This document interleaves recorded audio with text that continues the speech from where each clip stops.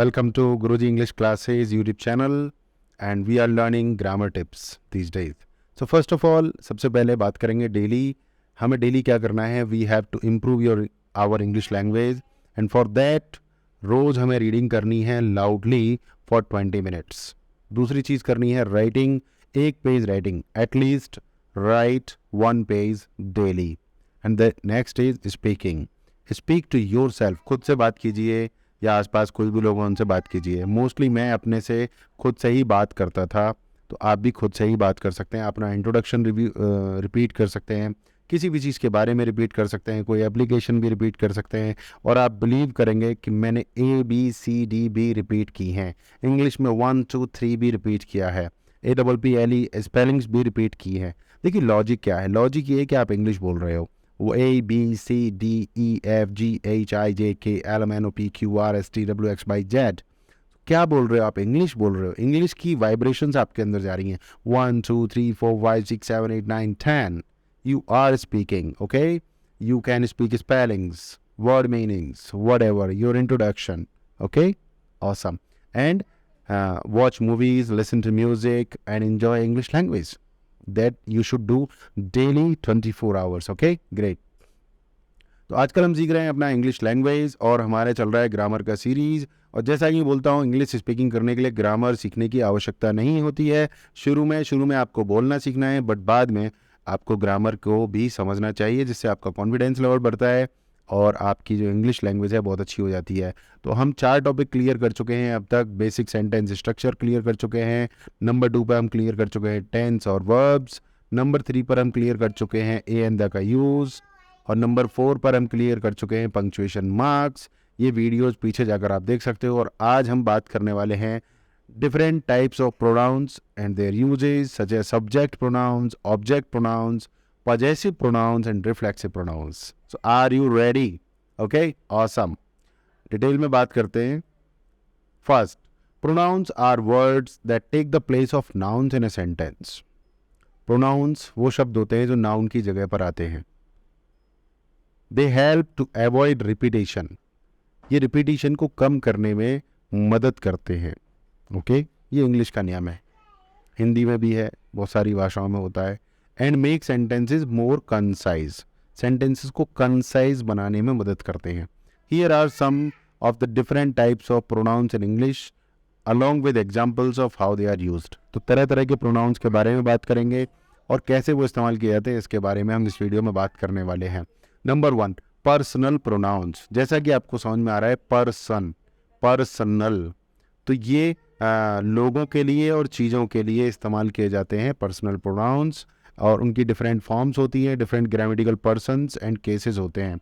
Example, subject form. जब ये personal pronouns किसी सब्जेक्ट में आते हैं तो ये देख होते हैं I, you, he, she, it, we, they. She is going to the store.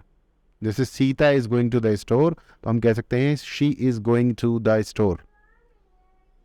Okay, object form, me, you, him, her, it, us, them.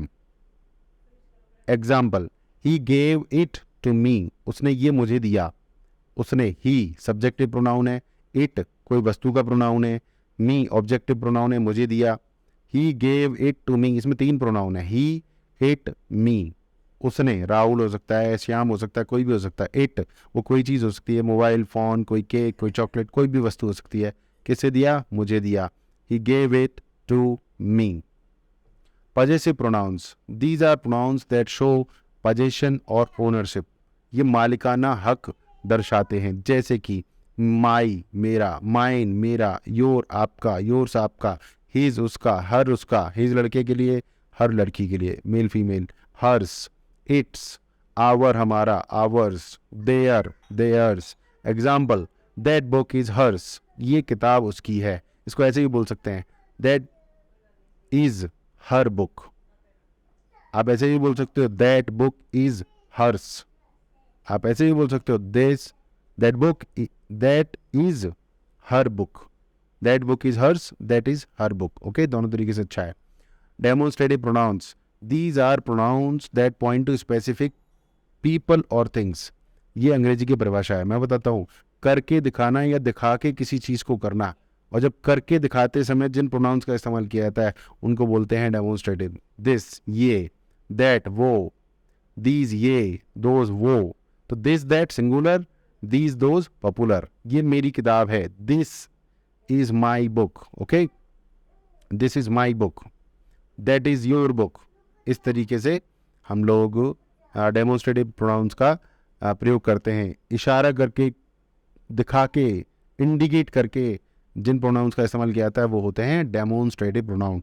Demonstrative, demonstrate माने होता है करके दिखाना। Indefinite pronouns, indefinite pronoun, these are pronouns that refer to an unspecified person or thing। पता नहीं किस व्यक्ति की बात हो रही है, पता नहीं किस वस्तु की बात हो रही है, पता नहीं किस व्यक्ति की बात हो रही है, पता नहीं किस वस्तु की बात हो रही है, ऐसे प्रोनाउंस की बात करते हैं हम, वो कहलाते हैं indefinite pronouns। anybody can do this, इस काम को तो कोई भी कर सकता है, और वो कोई कौन है पता नहीं। someone can do this, कोई कर सकता है इस काम को, कोई कौन पता नहीं।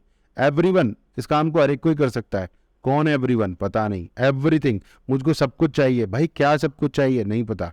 एनीथिंग, कुछ भी दे दो मुझे खाने के लिए। एनीथिंग, क्या दे दो कुछ पता नहीं, कुछ भी दे दो। तो कुछ है पर क्या है पता नहीं, ऐसी चीज़ों को बोलते हैं indefinite pronouns. Okay, anyone can learn to play the guitar, कोई भी गिटार बजाना सीख सकता है, कोई भी हो सकता है, पता नहीं कौन है। Okay, the next is relative pronouns. These are pronouns that connect a clause or phrase to a noun or pronoun। थोड़ा सा एडवांस लेवल का है, समझने का प्रयास जरूर कीजिएगा। ये एक प्रोनाउन होता है जो एक क्लॉज को, क्लॉज माने शब्दों का समूह, फ्रेज माने भी शब्दों का समूह, ऐसे समझ लीजिए अभी फिलहाल, और उसको ये किसी नाउन से जोड़ता है। ओके, कौन कौन से होते हैं? Who, whom, whose, which, that, ये 5 होते हैं। द मैन, वो आदमी। हु, जिसने, called earlier left a message, जिस आदमी ने पहले कॉल किया था उसने एक मैसेज छोड़ा है, तो उस आदमी की डिटेल बताई जा रही है। द मैन, डिटेल क्या है? Who called earlier. ये जो 3 शब्द हैं, हु कॉल्ड अर्लियर, ये रिलेट कर रहे हैं। लेफ्ट अ मैसेज, नहीं तो सिंपल ये मैच सेंटेंस ऐसे भी हो सकता था, the man left a message, वो आदमी एक मैसेज छोड़कर गया है। कौन सा आदमी? जिसने पहले कॉल की थी। The man who called earlier left a message, the man who called earlier left a message. Okay, interrogative pronounce, पूछताछ करने वाले प्रोनाउंस। इंटेरोगेटिव माने पूछताछ होती है, तो सीधा सीधा पूछताछ करने वाले प्रोनाउंस। और पूछताछ करने वाले प्रोनाउंस का मतलब क्या है कि उनके जवाब में आपको एक नाउन मिलने वाला है, नाउन मिलने वाला है या प्रोनाउन मिलने वाला है, उसके जवाब में आपको नाउन या प्रोनाउन ही मिलेगा। इंटरोगेटिव प्रोनाउन का मतलब ही ये होता है। These are pronouns that are used to ask questions, सवाल पूछने के काम आते हैं, बट इनके जवाब में नाउन या प्रोनाउन ही मिलता है। हु केम हियर, कौन आया था यहाँ पे? Rahul came here, he came here. देखा, राहुल या ही, जवाब में नाउन या प्रोनाउन। हुम, किसकी किताब है? हिज, तो वो भी एक प्रोनाउन है। हुज बुक इज दिस, है ना। Which book you like, what do you like to eat, तो नाम या प्रोनाउन ही मिलेंगे इनके जवाब में। ऐसे सवाल पूछने वाले शब्दों को हम इंटेरोगेटिव प्रोनाउंस कहते हैं। हुज बुक इज दिस, ये किसकी किताब है? This is Rahul's book. Okay, this book is Rahul's. Okay, awesome. Reflexive pronouns, तो देखिए सारे प्रोनाउंस के बारे में ना एक लिस्ट बनाइए, हर एक नाउन के एग्जाम्पल्स लिखिए, उनको प्रैक्टिस कीजिए। नहीं भी समझ में आए तो प्रैक्टिस कीजिए, प्रैक्टिस करने से मैजिक होता है। नेक्स्ट बात करते हैं रिफ्लेक्सिव प्रोनाउंस की। These are pronouns that refer back to the subject of a sentence। Reflexive pronoun subject में जो नाउन या प्रोनाउन आते हैं उसकी ही बात करते हैं। Myself, yourself, himself, herself, itself, ourself, yourself, themself. I hurt, मैंने चोट लगा दी, अब मैं किसी और को भी चोट लगा सकता हूँ, बट यहाँ पे मैंने खुद को ही चोट लगा ली, मेरे ऊपर ही आ रहा है reflexive. I hurt myself. Okay, I hurt myself। Understanding and using the different types of pronouns correctly is essential to writing and speaking fluently in English। जैसा कि मैंने शुरू में बताया था, इंग्लिश बोलना सीखने के लिए शुरू में ग्रामर की जरूरत नहीं है, बट जब आप ग्रामर समझ लेते हो और प्रोनाउंस को समझ लेते हो ऐसे ही, तो आप जो है ना बहुत अच्छी राइटिंग करने लगते हो, बहुत अच्छी स्पीकिंग करने लगते हो, और आप ज़्यादा फ्लुएंट हो जाते हो। आपका कॉन्फिडेंस लेवल नेक्स्ट लेवल पर होता है। So thank you for watching this lesson. सीखते रहने के लिए धन्यवाद। गुरुजी इंग्लिश क्लासेस से आपका कोई भी क्वेश्चन है कमेंट कीजिए, किसी टॉपिक पर आपको वीडियो चाहिए वो कमेंट कीजिए। और मैं एक मिशन पर हूँ कि ज़्यादा से ज़्यादा लोग अच्छी इंग्लिश लैंग्वेज सीखें और प्रोग्रेस करें। तो किसी भी टॉपिक पर आपको इनमें से डिटेल में वीडियो चाहिए कमेंट कीजिए, मैं उस टॉपिक पर डिटेल में वीडियो लाने वाला हूँ। फॉर एग्जांपल इंटेरोगेटिव प्रोनाउंस के ऊपर आपको डिटेल में वीडियो चाहिए, रिफ्लेक्सिव प्रोनाउंस के ऊपर डिटेल में वीडियो चाहिए, तो वो मैं आपके लिए लेकर आने वाला हूँ। बट उसके लिए आपको एक छोटा सा काम करना है, वो है चैनल को सब्सक्राइब करना है, बेल बटन पर क्लिक करना है और कम से कम अपना क्वेश्चन पूछना है कमेंट्स में, तभी तो बना के लाऊंगा। That's all, thank you very much, नमस्कार, जय हिंद, जय भारत।